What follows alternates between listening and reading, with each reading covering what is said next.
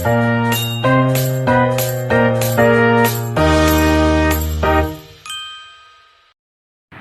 warahmatullahi wabarakatuh. Perkenalkan, nama saya Reni Pasari, NPM 2470112033, kelas S242K. Di sini saya akan presentasi wawancara terhadap salah satu owner pemilik toko sembako yang ada di Lombok. Perkenalkan, nama saya Reni Pasari. Saya mahasiswa dari IPA DCC Kompas. Nah, di sini Kak, pada kesempatan ini saya sedang melaksanakan tugas akhir semester yang berkaitan dengan wawancara pelaku usaha kecil, khususnya untuk usaha toko sembako. Nah, di sini terima kasih sebelumnya karena Kakak telah meluangkan waktu untuk bersedia di wawancara. Semoga wawancara ini dapat berjalan dengan lancar dan informasi yang diberikan dapat membantu kemampuan akademik saya. Nah, di sini ada pertanyaan dari saya, Kak. Boleh tahu nama toko kita apa ya, Kak? SRC Ansori 2. SRC Ansori 2. Pemilik utama dari toko SRC itu sendiri Bapak Ansori 1. Bapak Ansori. Kakak sendiri sebagai apa? Aku sih kayak karyawan Karyawan ya, toko. kepala toko ya, Kak ya. Di sini toko ini dikelola sendiri ya, Kak, oleh Bapak Ansori ya. Iya. Kemudian bagaimana sih, Kak, pengelolaan usahanya, Kak? Misalnya siapa yang mengurus kayak keuangannya, pembelanjaannya? Kalau pembelanjaannya kita ada sendiri, itu beda sendiri. Ada di karyawan toko, sendiri ya? di toko utama. Oh, ada toko utamanya ya, Kak ya. Kemudian untuk usaha toko sembako ini ya, Kak ya, sudah berdiri sejak kapan? Sekitar 7 tahunan. Sudah 7 tahun, lumayan lama ya, Kak ya. Iya. Kemudian alasan pemilik toko ini memilih untuk buka toko sembako apa ya? Karena di sini jarang, jauh juga. Jauh ya, jauh dari pasar ya, dari jangkauan ya. Paling di sini deket cuma apa? Kita kayak masih SRC. Iya. Kalau untuk produk atau barangnya, Kak, di sini tersedia apa? Banyak. Banyak kan? Yang manisan, kayak sembako-sembako, rokok. Terus kita juga ada sayur-sayuran matang dan mentah juga. Iya, Kak ya. Seperti beras juga ada ya, Kak ya. Kemudian gimana, Kak, sales marketingnya, agennya? Dari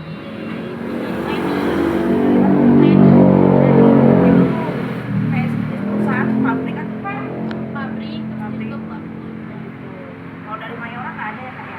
ada.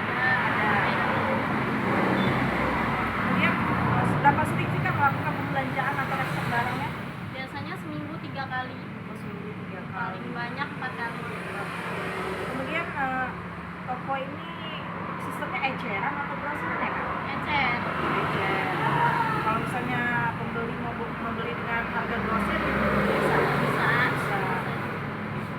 Kemudian di sini untuk pemasarannya sendiri ya, Kak ya, untuk promosi barangnya, produk gitu.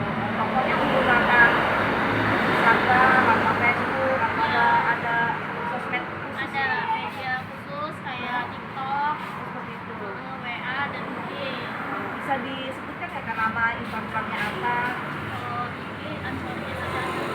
TikTok juga sama SRC Blog Makan. Oke, sorry, SRC 2 Kemang Tanjung. Kemudian untuk pendapatannya ya, Kak ya, kesehariannya kira-kira berapa sih, Kak, yang masuk? Kadang bisa kalau dia rame bisa sehari yang masuk 10 juta gitu. bisa juga bawahnya. Untuk produk ya, Kak ya, biasanya kan bisnis seperti ini, usaha seperti ini kan biasanya kita selalu mengalami yang namanya ada laba, ada rugi ya, Kak ya. Kalau misalnya untuk rugiannya sendiri gitu, pernah ngalamin nggak sih, Kak? Untuk sebelumnya mungkin Pernah, pasti pernah. dalam hal apa, Kak? Karena Kayak expired bayar expired, nggak diretur, returannya lama gitu. bisa sampai tingkat kerugian ya, Kak ya. Kalau untuk perhitungannya sendiri ada nggak sih, Kak, dalam setahun atau per bulannya gitu? Ada kalau Persen gitu. bisa kadang tahun itu 80% masuk.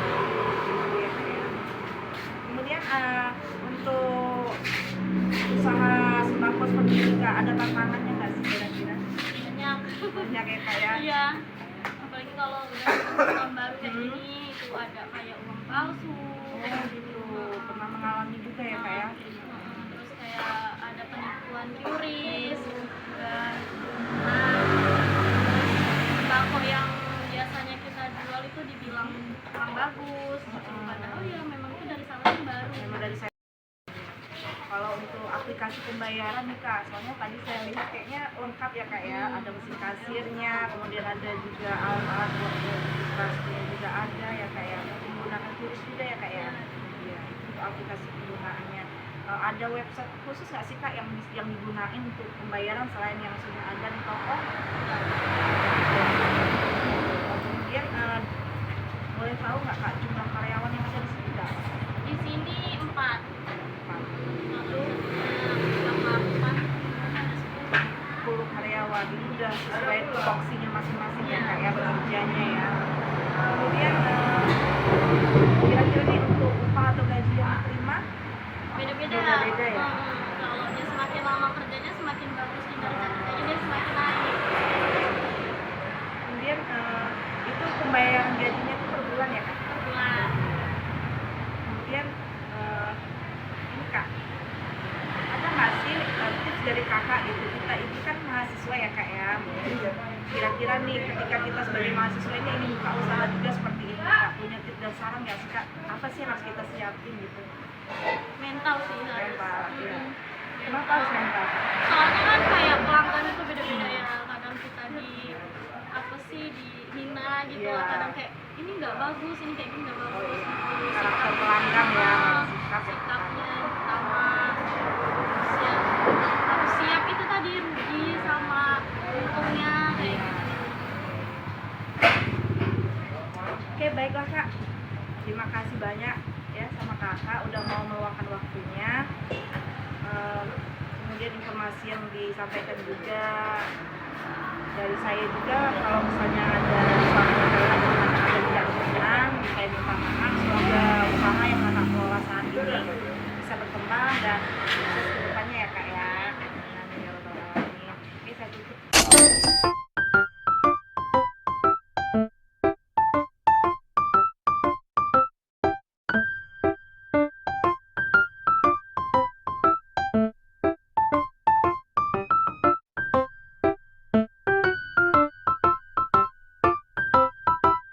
Para sahabat ibu rumah tangga yang mencari kebutuhan sehari-hari berupa sembako lengkap, harga ecek, murah, berkualitas, jangan lupa ya datang ke toko sembako Aksori 2 yang ada di Kebang Tanjung. Bye bye.